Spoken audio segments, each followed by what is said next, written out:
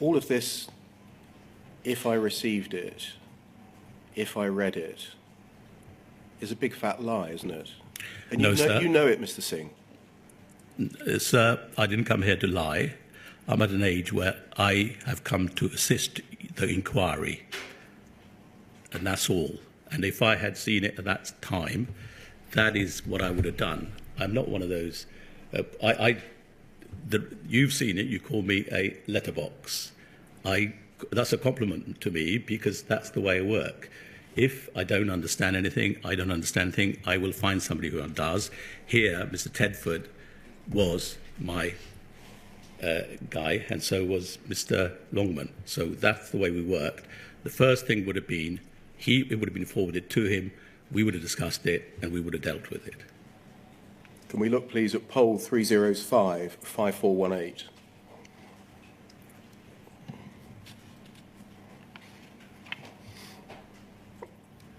This is an email half an hour earlier on Friday, the 8th of October,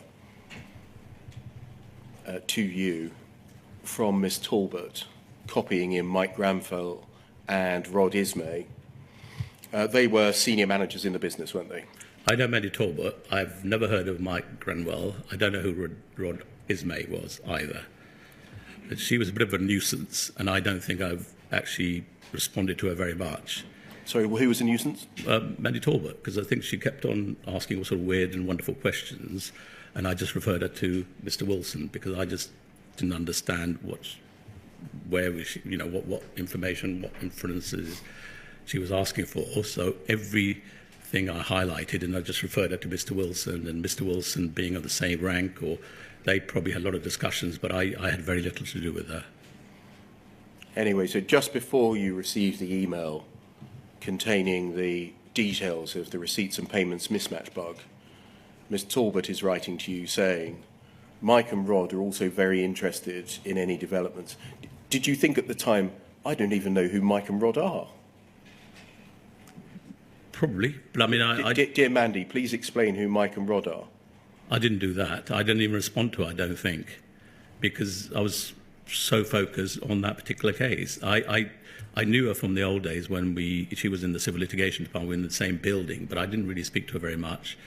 All of a sudden, in this case, she appeared from nowhere, and I think the only other involvement we had is when Mrs. Misra highlighted the computer magazines and the list of cases, and I think Warwick Tedford went to meet her to review those cases, but I didn't. I don't think I've had very much to do with her. I don't think I've met her since our days when we were in the same building in Impact House in Croydon. Anyway, these two men that you don't know are very interested in any developments at the trial next week which impact on Horizon. You promised to let me know if anything unfortunate occurred in respect of Horizon. That's written as if Miss Talbot had had a conversation with you or a communication with you in which you had said, if something unfortunate happens, you would let her know. Is that right? I probably had a very glancing conversation. There wasn't anything about unfortunate. I don't know what she was talking about there as to what she mentioned.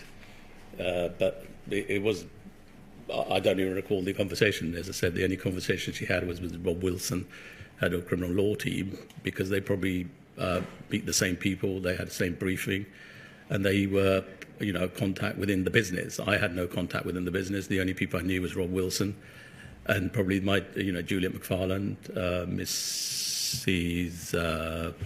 Debbie Staples, and the two legal executives who I work with.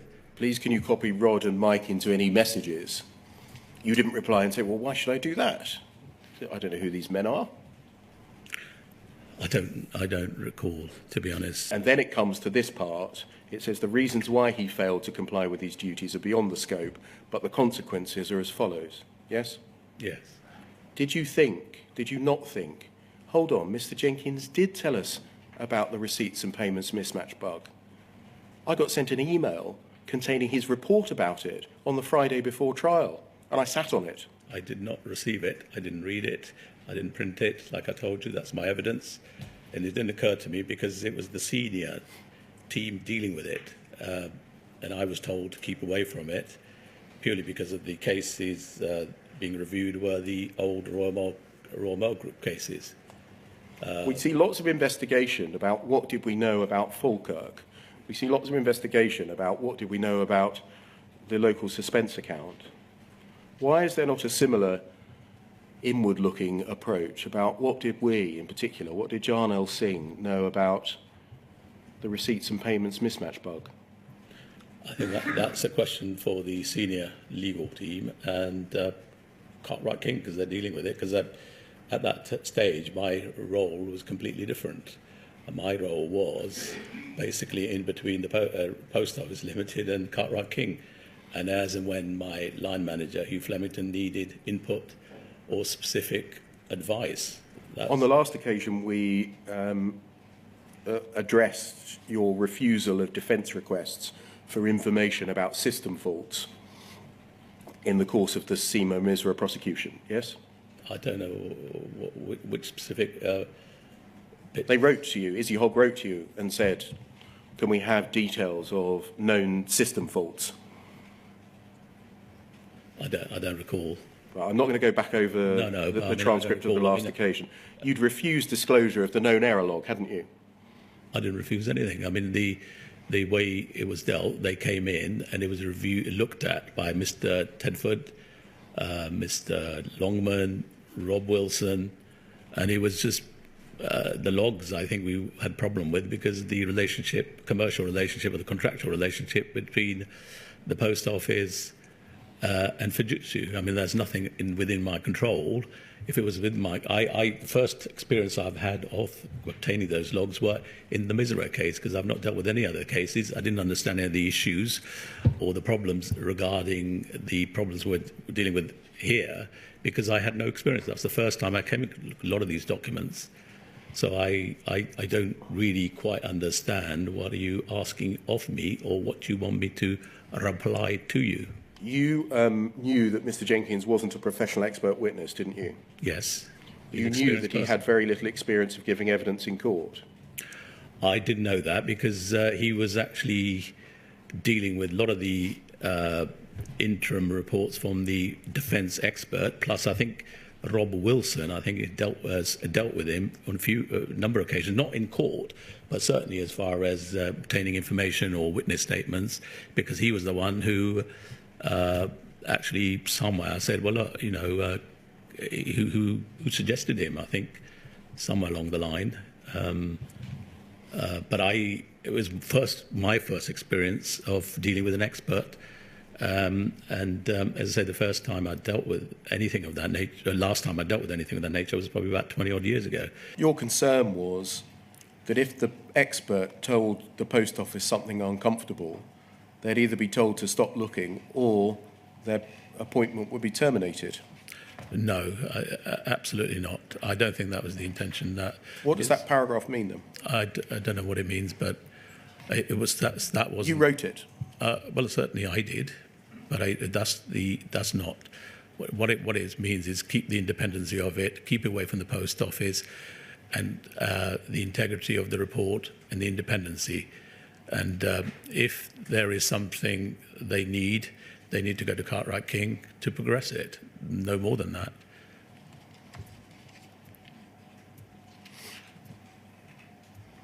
If that's what it meant, why didn't it use just the words that you have described? I wish I had. Yes, but why didn't you? I don't know. I can't recall. It's a while ago.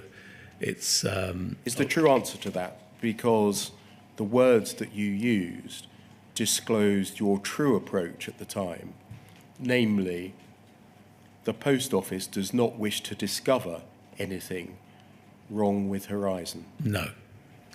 If anyone starts to find things wrong with Horizon, we'll terminate their appointment. No.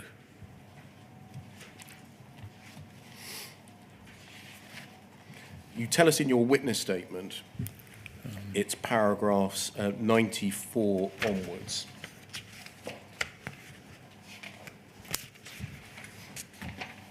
Which is on page 34. Whilst that's being turned up, sir, I should have told you at the outset that none of the call participants wish to ask questions of Mr. Singh.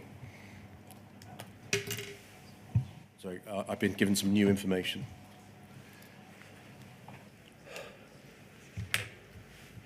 Update on that. One call participant has asked to ask some questions, which I can't imagine will take that long.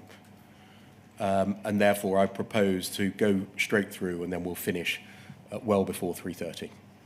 Right. Fine. And obviously, I will hold everyone to that, not least in the interest of the transcriber. Yes, thank you, sir. From paragraph 94 onwards, you deal with the issue of the appointment of an expert. In 94, you refer to the documents that you have considered. And in 95, you say, I recall I had some involvement in seeking a new expert to opine on the integrity of Horizon.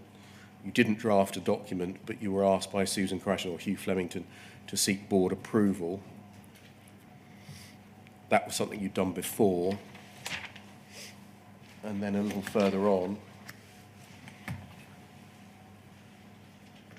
in 96, you say, I can see there's reference to arrangements for a meeting.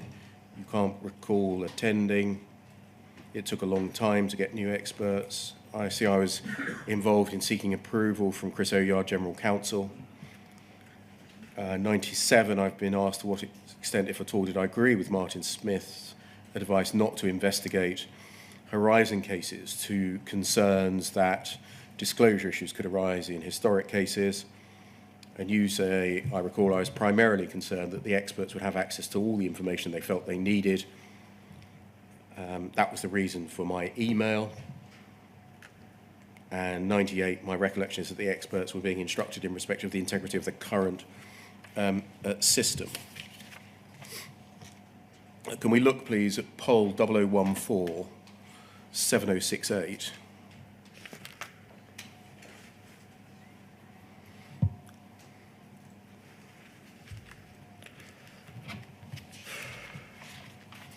And page 2 to start with, please. And an email from you to Mr. Flemington, if we scroll down. Sorry, scroll up a little bit so we can see the top bit. From you to Mr. Flemington, in December 13, we've identified 2 experts as the ideal candidates for the role. I think they will provide a validated opinion as to the present integrity of the system, so as to lay to rest the present concerns relating to the integrity of Horizon Online. Why did you say that the potential expert would speak to the present integrity of the system so as to lay to rest the present concerns? I don't know, sir. In framing it that way, do you accept that you were effectively foreshadowing the opinion? No, I don't. Setting out what you were looking for? I wasn't looking at anything. I wish I knew to explain that to you very clearly. Certainly, all I was concerned with is try and get an expert, because it's just taken a long time to get anything off the ground. I mean, in the end of the day, I think we just basically gave up because the Post Office they wanted it, they didn't want it. So those are the matters. You really need to have Mr. Flemington or Susan Crichton or Chris here, because I can't help you with that. All I've done is they asked me to get the expert independency expert to the integrity of the system. That's all I'm doing. I'm not doing anything more than that. Maybe it is wrong here, but that's not what it is. What you're suggesting is not true. Did you disclose to the putative new experts the expert evidence that had been given by Mr. Jenkins previously? So it didn't even get that far. I mean, it didn't even get very far. I mean, it's stop start sort of system. Post Office wanted it, they didn't want it, and I'm just going by what have I been told by Hugh Flemington to do or not to do? It's nothing more than that.